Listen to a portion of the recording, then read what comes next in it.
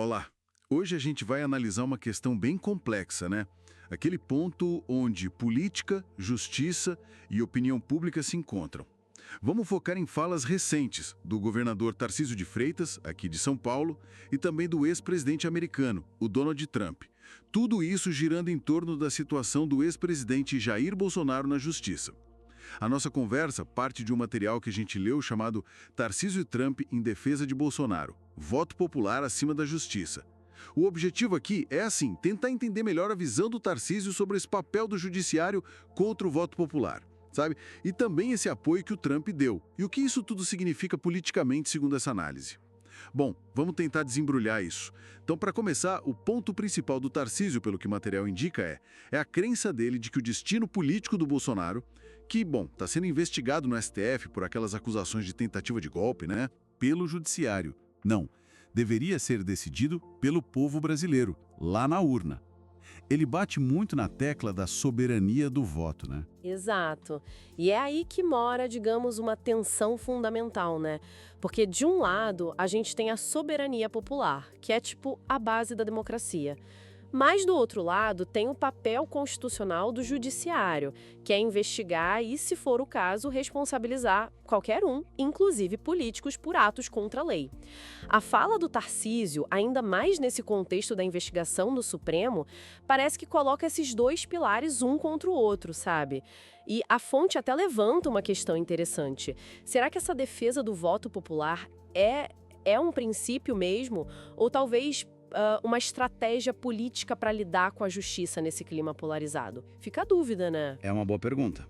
E essa história toda ganhou um capítulo internacional, né? Porque o Tarcísio foi lá na rede social X e compartilhou uma nota do Trump sobre o Bolsonaro. Isso. E o conteúdo dessa nota do Trump, pelo que a fonte descreve, é bem direto. Ele mostra solidariedade ao Bolsonaro, fala que é perseguição judicial e política. O Trump argumenta que o Bolsonaro está sofrendo num ambiente hostil, sabe?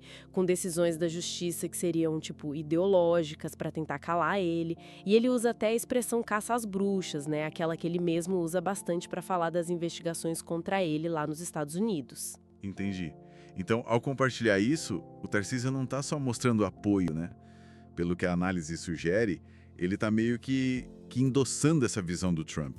Parece concordar com a ideia de que o Bolsonaro estaria sendo tratado de forma injusta pelas instituições aqui no Brasil, talvez para diminuir a força política dele. E se a gente olha o cenário maior, as implicações que a fonte aponta são relevantes.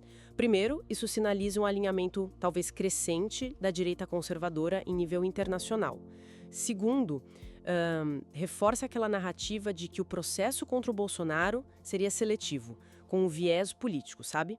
E terceiro, a análise interpreta essa atitude como uma articulação política mesmo, pensada para mexer com a opinião pública e fortalecer alianças nesse Brasil tão polarizado. Então a gente vê uma convergência de discursos, né?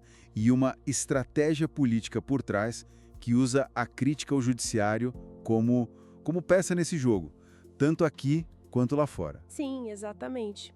E isso traz a gente de volta para a questão central que o material levanta, né? Que é essa disputa.